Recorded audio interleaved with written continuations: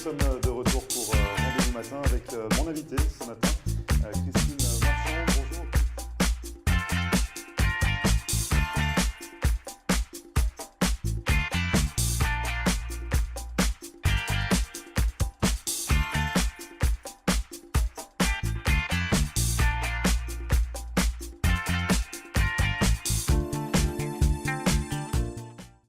Bonjour à tous, bienvenue, merci de regarder Rendez-vous matin pour cette nouvelle émission. On s'intéresse aujourd'hui à de la littérature. On va parler du premier roman de Sandrine Mérès-Cucurutz qui a écrit La valise noire Anne Rose. Alors pourquoi La valise noire Anne Rose? Pourquoi ce premier roman? On en parle justement tout de suite avec Sandrine Mérès-Cucurutz. Bonjour Sandrine. Bonjour Grégory. Merci de faire le déplacement sur le plateau de Rendez-vous matin. Vous êtes, je sais que vous avez un planning très chargé. Parce que vous vivez à New York, ouais. Vous faites le déplacement actuellement en Floride pour la Miami Art Week. Et vous nous faites le plaisir de passer sur le plateau pour nous parler de votre premier roman, La valise noire Anne Rose. On peut parler un petit peu de ce roman. Qu'est-ce qui vous a incité finalement à écrire un livre? Parce qu'on peut peut-être le préciser, vous êtes dans l'événementiel, vous n'êtes pas auteur? Non. À 100% encore? À 100%, mais ça viendra. Donc c'est parti d'où?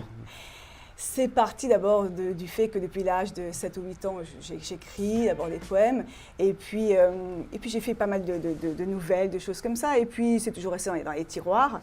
L'école d'abord, et puis après le travail. Et puis un jour, en 2013, je crois, je me suis levée un matin, il était 5 heures, et j'ai dit c'est maintenant. Ah oui, donc c'était très précis. Ah non, c'était très 2013, précis. 2013, 5 heures du matin, on s'est dit... J'étais à Miami à l'époque, parce que je vivais à Miami, et je me suis levée, et de 5h à 10h, j'ai écrit. Puis j'ai écrit, c'est venu vraiment comme ça, extrêmement facilement, sans plan, sans rien, sans synopsis, c'est parti. Et puis tous les matins, pendant 3 semaines, j'ai fait 5h, 10h du matin. À 10h, j'ai arrêté, l'activité commençait, les enfants à l'école, le bureau jusqu'au soir. Il y avait cette espèce de routine, et au bout de 3 semaines, le livre était écrit. Donc vous avez précisé beaucoup de choses. Donc en 3 semaines, le livre a été écrit, on va y revenir dessus, ça a été très rapide. Mais finalement, ça date d'il y a 5 ans, c'est ça, le premier jet, la première écriture. La genèse de ce livre, oui. Mais vous expliquiez que déjà depuis toute petite, c'était quelque chose qui vous attirait. Qu'est-ce qui vous plaît finalement dans la littérature? Qu'est-ce qui vous plaît dans l'écriture? Alors j'ai toujours aimé écrire. Moi, j'étais le calvaire des profs de français parce que je remplissais 12 pages, 3 copies doubles, et c'était, mais reste, c'est très très bien, c'est super, c'est bien écrit. Faites un peu moins long la prochaine fois. C'est un peu trop long, là, c'est un peu trop long. Donc voilà, j'écrivais, je rendais la première, ma copie, ma rédaction, et chaque fois, c'était Sandrine va nous lire sa rédaction. Voilà, j'ai toujours aimé écrire, j'ai toujours cette passion pour l'écriture. Donc pour moi, c'est la finalité de... Allez, qu'à 45 années de plaisir d'écriture. Après, j'ai travaillé dans la publicité comme rédacteur, donc j'ai continué à écrire de façon professionnelle. Vous avez eu une carrière aussi de journaliste, finalement? J'ai été journaliste radio et journaliste écrit aussi, mais la radio m'a plus passionnée que l'écrit, par contre. Donc, voilà. Ah, donc c'était plutôt l'oral plus que l'écrit à ce moment-là, mais finalement, c'était toujours dans la littérature, l'écriture, voilà, le travail avec les mots. Exactement.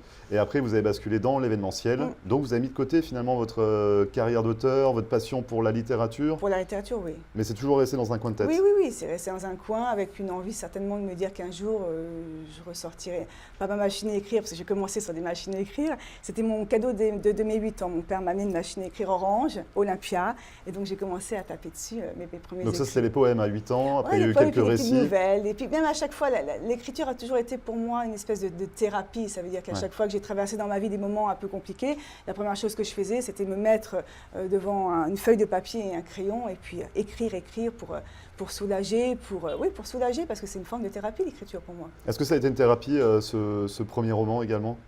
Non, ça a été la résultante peut-être d'un parcours émotionnel, parcours psychologique sur plein de choses. Se dire voilà, j'ai 50 ans, aujourd'hui il est temps d'aller assouvir tous ces fantasmes, ces rêves, et un de mes rêves de l'enfance, voilà, c'est l'écriture. Donc c'était écrire une nouvelle page de votre vie aussi? Exactement, une nouvelle page tellement enrichissante. Un nouveau chapitre, vous allez tourner. Donc ça a été enrichissant, ce que vous dites. On le voit, il est complètement abîmé, on peut dénoncer, c'est pas moi. On peut dénoncer pourquoi il est complètement abîmé, celui-ci? Alors d'abord, j'ai oublié mon livre à New York, bien évidemment, donc j'ai posté un petit message sur Facebook, parce que j'ai eu la chance d'avoir beaucoup de lecteurs de Miami, en disant qui peut me prêter un livre. Donc celui-là vient de Grèce, enfin il a voyagé en Grèce, il a été lu en Grèce. Ouais. Et donc, on le voit, il a été lu avec passion, on voit qu'il y a certaines pages malheureusement qui se détachent, mais en tout cas voilà, La personne qui l'a lu a été passionnée par votre livre. On peut parler un peu de l'histoire. Donc, on voit la valise noire à Neuros. On voit une photo de valise noire à Neuros. C'est une photo personnelle, c'est votre valise? C'est ma valise. En vérité, le roman commence un peu sur un quiproquo qui m'est arrivé, puisque j'avais fait un voyage en 2011 de Miami à New York. Ouais. Et je me dis, j'en ai marre d'attendre toujours la valise, elles se ressemblent toutes, etc. Donc, je suis partie acheter une valise noire à Neuros en me disant, il n'y en aura pas deux. Et j'arrive à New York et je vois ma valise noire à Neuros arriver. Donc je prends ma valise et je fais « Oh, mais mince, elle est trop légère, il s'est passé quelque chose, on l'a ouverte. » Donc j'ouvre ma valise en me disant « Mince, le cadenas a sauté, je me suis fait voler des choses. » Et je tombe sur une espèce de bateau en bois, une marinière. Je fais « Mais c'est pas ma valise. » Donc sur le même vol, il y avait deux tarés qui ont acheté une valise noire à Neuros. Donc voilà, tout est parti de là. Finalement, tout est parti de là. Qu'est-ce qu'on peut dévoiler, qu'est-ce qu'on peut raconter encore un petit peu sur ce livre? Alors, c'est un livre d'aventure. Ça veut dire qu'à chaque chapitre, il y a un rebondissement. Je voulais que jusqu'à la fin, le lecteur se dise « Waouh !» Donc, qu'il ait envie d'aller plus loin et qu'à chaque page tournée, il fallait en tourner une autre et aller au bout du livre. Finalement, on ne s'arrête jamais. Dès qu'on commence… Il paraît, c'est ce que me disent mes lecteurs et ça me fait vraiment plaisir. On en parlera peut-être tout à l'heure, mais le fait d'avoir une relation spécifique avec les lecteurs, puisqu'on n'est pas en maison d'édition… Ça, on y reviendra dessus, parce que vous l'avez auto-édité finalement sur Amazon. Parce qu'il y a une relation vraiment incroyable avec le lecteur. Donc il y a un véritable échange. Mais pour revenir donc, sur l'histoire, on parle de fiction. C'est pas… Oui, c'est une fiction, même si j'ai été puisée dans quelques traits de caractère de personnages que je connaissais autour de moi. C'est une fiction, les personnages n'existent pas. Ce sont des femmes qui se rencontrent à cause de cette valise noire, qui n'avaient pas du tout prévu de vivre ce qu'elles allaient vivre. Et ce sont des personnages qui vont vivre une aventure pour aider une femme de 70 ans qui part de New York pour aller en France retrouver son frère qu'elle a perdu de vue depuis la Seconde Guerre mondiale. Et donc ces femmes qui avaient prévu de passer un bon moment tout ensemble, de se retrouver, l'une venant de Paris, l'autre venant de New York, l'autre venant de Miami, elles se retrouvent dans une aventure qu'elles n'avaient pas prévu de vivre. Vous l'avez écrit pour qui, ce roman? Pour moi. Donc vous êtes la première lectrice finalement de votre livre? Oui, la première lectrice. Après, je l'ai fait lire. Donc c'est plus par fierté, c'est plus pour dire ça y est, enfin, j'ai sorti mon livre, j'y suis arrivé. Voilà. Oui, je pense que je l'ai sorti par plaisir d'abord, pour le plaisir de partager, d'écrire, plaisir de partager, d'être lu, même si je ne m'attendais pas à être lu par autant de personnes que prévu finalement. Et puis voilà, donc fierté, oui, bien sûr qu'on est fiers d'avoir été au bout d'un projet, que ce soit un livre ou autre chose, on est toujours fiers. Et puis ça, c'est un projet très personnel. C'est vrai que dans mon métier, j'ai eu la chance de faire des événements incroyables qui m'ont rendu fière. Mais là, c'est mon bébé à moi, voilà, de A à Z. Donc il y a une espèce de fierté d'être arrivée, supportée par ceux que j'aime, supportée par mon mari en premier. Et puis voilà. Donc c'est le premier, mais il y en a d'autres qui sont dans les cartons. Ça se bouscule un peu justement là dans les cartons. Donc on y reviendra aussi dessus tout à l'heure parce que ça va très vite. 3 semaines quand même pour écrire un livre, vous faisiez que ça? Non, 5h, 10h du matin. Donc 5h, 10h du matin? Pendant 3 semaines. Et l'idée, il n'y a pas eu la page blanche. Parfois, les auteurs nous parlent de la page blanche qu'on tourne, on a besoin de sortir pour trouver un peu d'inspiration. Apparemment, j'ai une imagination un petit peu débordante. Non. Et vous puisez où cette inspiration, justement? Non, je ne sais pas, c'est quelque chose d'incroyable. Les phrases viennent, le récit vient au fur et à mesure que j'écris. Il n'y a pas de temps mort, il n'y a pas un jour où je me suis dit, bon, je commence par quoi aujourd'hui, je rebondis sur quoi? Non, je rebondissais automatiquement sur une suite qui me venait. Et vous écrivez de 5h à 10h, vous écrivez. Est-ce que dans la journée, vous y pensez? Est-ce que la nuit, quand vous rêvez, vous pensez également au livre? Ça se passe comment, finalement, quand on construit un livre comme ça? Celui-là a une histoire particulière, mais le deuxième, je l'ai écrit dans le métro. Ah oui, carrément. Je l'ai écrit dans le métro sur mon iPhone. Ah oui. Donc dans mes trajets Queens, parce que j'habite dans le Queens, Manhattan, j'écris. Donc le matin, quand je suis seule dans le métro, je loupe. Donc il faut 20 minutes, c'est ça, pour rallier Manhattan? Une demi-heure. Donc je loupe ma station obligatoirement quand je suis toute seule dans le métro le matin. Et puis le soir, je recommence. Mais voilà, je rentre dans un autre personnage, quoi. Je rentre dans le métro, il n'y a plus personne, il n'y a pas de bruit, il n'y a rien. Il y a moi, mon téléphone et mon inspiration. Donc ça, c'est le second livre? Oui, c'est le second livre. Qui sortira bientôt, c'est ça? Qui sortira, j'ai une échéance du 12 février parce que je le présente à Washington le 12 février. Donc le 12 février, dans tous les cas, il sera disponible. Mais donc, comme vous dites, vous l'écrivez finalement dans le métro, sur le téléphone, vous n'avez pas besoin d'être au calme. Non, je suis dans une espèce de bulle, quoi. Dès que je commence à écrire, je suis dans une bulle. Alors après, bien évidemment, il va falloir le corriger. Et là, j'ai des semaines et des semaines de travail. Mais on va dire que le premier jet, ce qui en sort, c'est fluide. C'est fluide. Vous restez avec nous, Sandrine, on va continuer de parler plaisir. justement de votre passion, ça y est, qui est au grand jour, on va dire, l'écriture, l'auteur de romans, avec La valise noire à Rose pour le premier livre. Vous restez avec nous, on en parle juste après ça. On s'intéressera également à l'auto-édition qui est très intéressante auprès d'Amazon. Ne bougez pas, on revient juste après ça.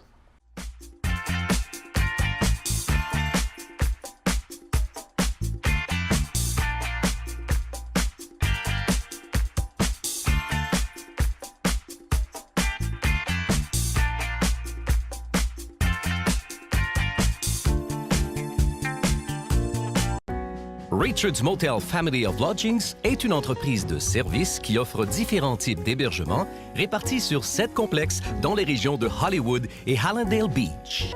Richard's Motel Family of Lodgings est une solution d'hébergement économique et propre, avec un service comparable à celui des grands hôtels. En affaires et en croissance depuis 25 ans, l'entreprise propose un minimum de 144 unités, en des complexes avec chambres standards ou appartements d'une ou deux chambres à coucher parallèles. Notre entreprise regroupe différentes unités de motels, hôtels, des studios condos magnifiques, vastes, confortables mais sans le grand luxe et les coûts inhérents aux hôtels de renom, des appartements pour du court, moyen et long terme. Richard's Motel Family of Lodgings. 1-800-742-4431. 1-800-RICHIE-1. Visionnez notre site Internet à richardsmotel.com.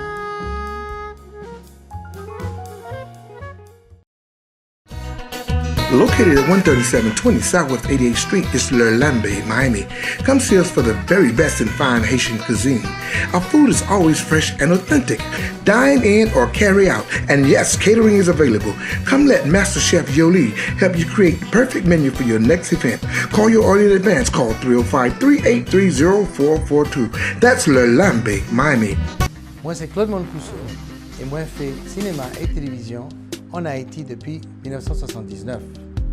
Je produis un pile programme, tant que Nouvelles aventures de l'Anguichat, Ritournelle, Tolalito, Soleil des îles, Tonton Désirable, etc. Et en 1988, nous décidons de faire programmation pour Diaspora. Je dis à moi très fier pour annoncer que avec Roku ou après ITTV, tout partout. Ça veut dire que vous avez Internet et vous avez une boîte Roku que vous avez besoin de tous côtés.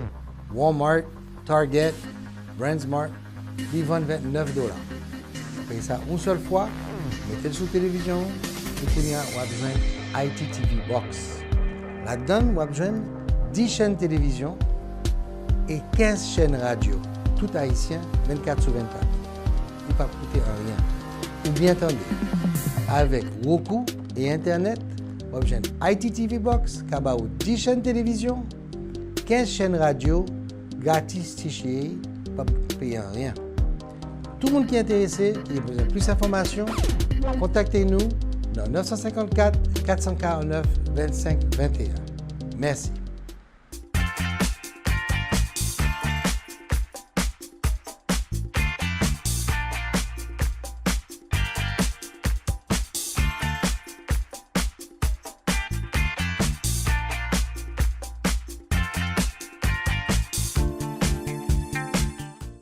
Merci à vous de regarder Rendez-vous Matin. Je suis toujours en compagnie de Sandrine Mérez-Cucuruts. On parle de votre livre, La valise noire à Rose, votre premier roman dont on a bien détaillé, qui a été écrit en 30...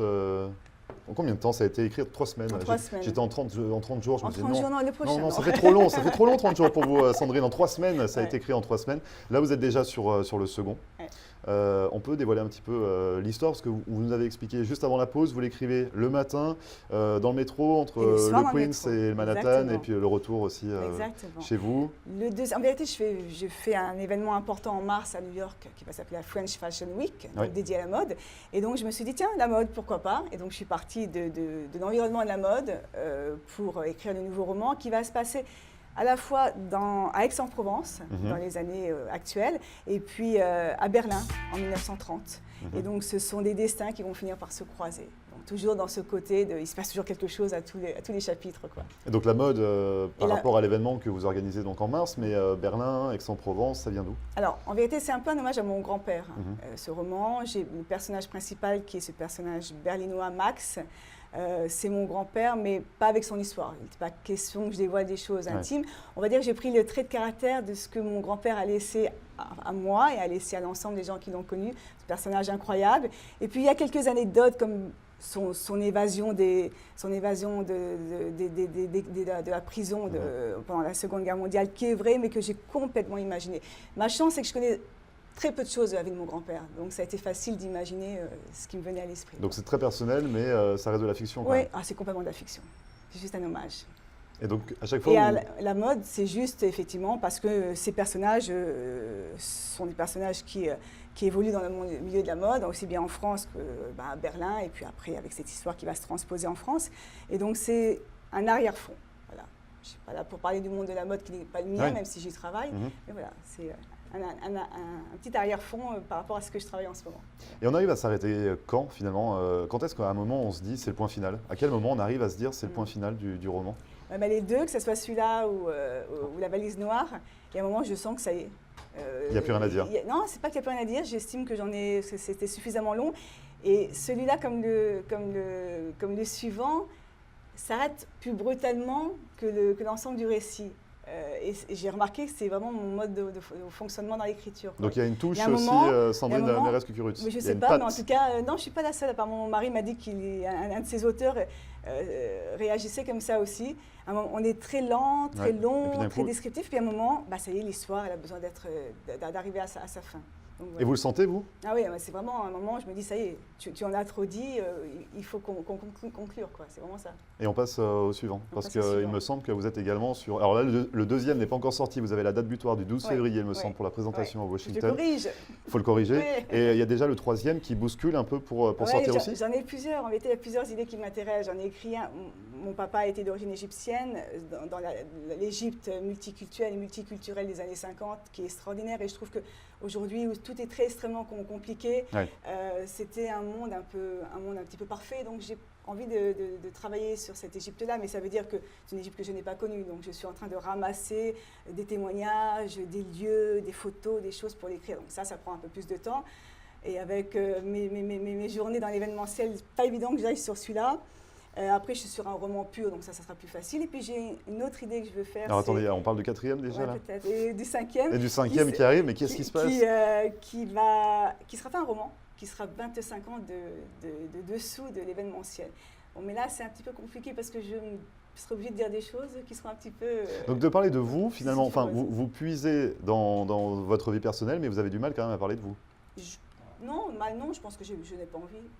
Que j'ai pas envie. C'est pas ce qui appartient au privé reste au privé. Parce qu'on a entendu tout à l'heure quand vous parliez de l'histoire de votre grand-père, vous dites vous inspirez, mais finalement vous gardez, vous dévoilez pas non plus la réalité de l'histoire. Non, je pense qu'il y a des psys pour ça. Vous gardez un coin de mystère. Parce qu'on parlait de thérapie finalement. On parlait de thérapie tout à l'heure dans les livres, mais là c'est une thérapie édulcorée quand même, c'est amélioré. Dans ce que j'ai besoin d'écrire en thérapie, je le mets sur le côté et ça reste chez moi. Il y a un genre, est-ce que vous qualifiez vos livres dans un genre, est-ce qu'on peut les classer dans une catégorie, ou alors vraiment c'est en fonction de l'humeur du jour, de l'humeur de l'époque? Oui, parce que si jamais je sors ce livre sur les 25 ans de carrière, ça sera complètement autobiographique, mais il y a beaucoup de choses qui ont besoin d'être dites, notamment d'être rectifiées par rapport à des écrits justement qui sont un peu fantasques. Donc ce jour-là, je pense que j'arrêterai l'événementiel pour pouvoir dire ce que j'ai à dire. Donc on a la valise noire à Neurose qui est disponible sur Amazon. Vous l'avez auto-édité, donc ça c'est très important justement sur Amazon. Ça s'est passé comment? Ça a été compliqué de trouver une maison d'édition? J'ai pas vraiment cherché. Je veux dire que j'ai suffisamment de gens qui sont dans les maisons d'édition pour savoir que si on ne connaît pas le directeur, c'est même pas la peine. Il y a un roman sur 3000 qui est publié en France aujourd'hui. Donc j'ai ni l'âge, ni le temps, ni de rentrer dans cette espèce de course. Donc pour moi, j'ai toujours voulu aller à l'auto-édition. J'ai 2-3 copains qui m'ont dit c'est dommage, essaye machin, essaye truc. Donc j'ai envoyé quelques romans avec des lettres vraiment classiques, absolument pas personnalisées. J'ai dit voilà, ça m'a convaincu que c'est pas ce qui m'intéresse. Moi, ce qui m'intéresse, c'est de communiquer, c'est d'échanger. Donc l'auto-édition, c'était parfait. C'est compliqué justement à intégrer. C'est une plateforme géniale. Amazon, vous faites votre roman, vous le mettez en ligne de façon un quart d'heure. Mais c'est-à-dire qu'il faut faire le design de la couverture? Oui, mais ça, vous aide si vous ne savez pas. Donc c'est possible aussi de se faire accompagner? Oui, de se faire accompagner. La mise en page, vous avez tout fait vous-même? Oui, mais là aussi, c'est pareil. Si la mise en page est mal faite, ils vous disent que vous débordez à gauche, Ok, à droite, donc c'est quand même... ouais. Donc, il y a vraiment un accompagnement à la mise en page. Et après, ce qui est génial, c'est que là où Amazon est diffusé, votre roman est diffusé dans le monde entier. Donc finalement, on peut se le procurer partout dans le monde. Et c'est extraordinaire. Et ça, une maison d'édition française, je ne suis pas sûre qu'elle vous l'offre. Sauf au Maroc, parce que vous avez eu une lectrice qui était un peu déçue de... Vous ne pouvez pas le commander, exactement. Non, mais sinon, finalement, voilà, Amazon donc, est quand même disponible partout dans le monde. J'ai des lecteurs en Australie. Il y a eu des surprises, justement? Est-ce que par rapport à des retours, parce que je me doute, vos amis, vos proches ont dû communiquer sur votre roman, forcément, mais est-ce que vous avez eu des belles surprises de lecteurs un peu inattendus? Oui, ne serait-ce que je crois que j'ai plus de 85 avis 5 étoiles sur Amazon. Donc, c'est des avis extraordinaires. Vous vous levez le matin, vous lisez ça, c'est juste qu'il n'y a rien d'autre à faire pour la journée, pour être de bonne humeur. Et puis, il y a eu des échanges. Si vous regardez ma page Facebook qui est dédiée au livre, j'ai posté toutes les photos qu'on m'a envoyées. Donc, la page Facebook, c'est la valise noire à nœud rose, tout simplement. Les gens sont partis en vacances, ils m'ont envoyé une photo. Les gens l'ont reçu à l'autre bout du monde. Il est allé en Grèce, celui-ci? Oui, celui-là était en Grèce. J'ai pas de photos d'ailleurs. J'ai des photos à Montréal, j'ai des photos à Dubaï, je crois, j'ai des photos partout. Et donc, il y a une espèce de relation avec le lecteur qui ne peut pas exister avec une maison d'édition. Voilà, justement, grâce à l'auto-édition, finalement, vous êtes très proche de votre lectorat, finalement. Oui, parce qu'il y a ceux qui l'ont acheté pour vous encourager, il y a ceux qui l'ont acheté parce qu'ils ont vu que ça commençait à plaire. Et donc, il y a une espèce de communauté de lecteurs qui est juste extraordinaire. Aujourd'hui, parce que j'ai des avis Amazon assez nombreux, j'ai même plus besoin de faire ma promotion. C'est Amazon qui assure ma promotion, parce que je fais des ventes tous les jours depuis un mois, mais sans aucune promotion. Parce que vous êtes sur Amazon, on parle beaucoup d'Amazon, vous êtes également disponible sur d'autres plateformes? Oui, sur Barnes & Nobles, et puis d'autres plateformes que je ne connais pas, mais je me suis aperçue que le livre était diffusé. Non, non, mais je pense que c'est Amazon qui a des espèces de points d'entrée dans pas mal de... finalement votre livre. Donc La valise noire à nœud rose, disponible sur Amazon. Il faut se procurer rapidement, parce qu'après il y a le deuxième, le troisième, le quatrième, le cinquième. Il y a beaucoup trop de lectures. Voilà, il y aura beaucoup trop de lectures, là. Il faut y aller progressivement. Donc si j'ai bien suivi, le prochain sera disponible à partir du 12 février. Oui, non, j'espère avant. On a le titre ou pas déjà? Oui, l'atelier au fond de la cour. L'atelier au fond de la cour, donc à découvrir courant février. Voilà, on pourra se procurer courant février. Il y a une présentation à Washington, voilà. Sandrine, il faut y aller avec le livre. Ouais, donc il faut le sortir d'ici là. Vous êtes également beaucoup dans l'événementiel. Vous êtes sur Miami justement actuellement pour la Miami Art Week. Dans l'événementiel, votre société s'appelle French Touch USA. Vous faites ça depuis... Alors nous, on fait de l'événementiel depuis presque 30 ans en France d'abord. Donc ça, c'est avec votre mari? Voilà, avec mon mari, depuis 12 ans aux États-Unis, depuis 5 ans à New York, avec une spécificité qui est la promotion de la France et la promotion de l'excellence française aux États-Unis.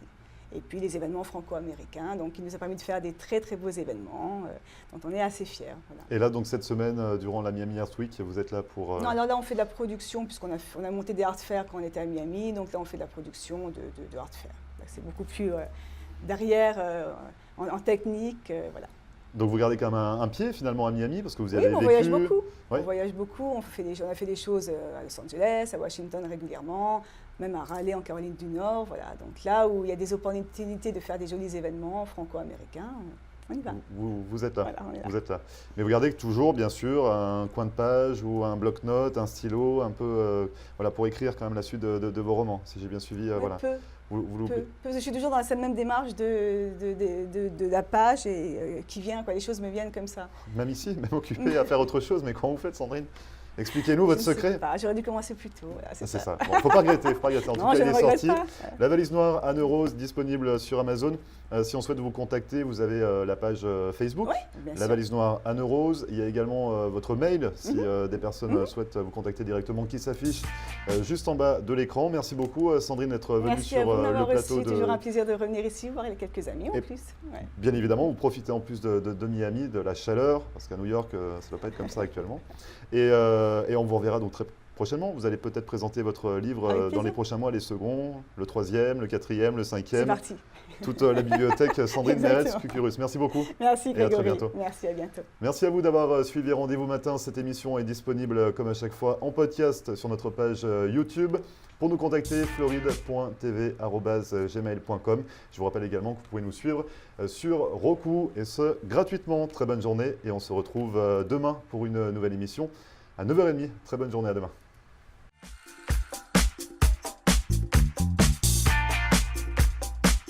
Et voilà, nous sommes de retour pour Rendez-vous Matin avec mon invité ce matin, Christine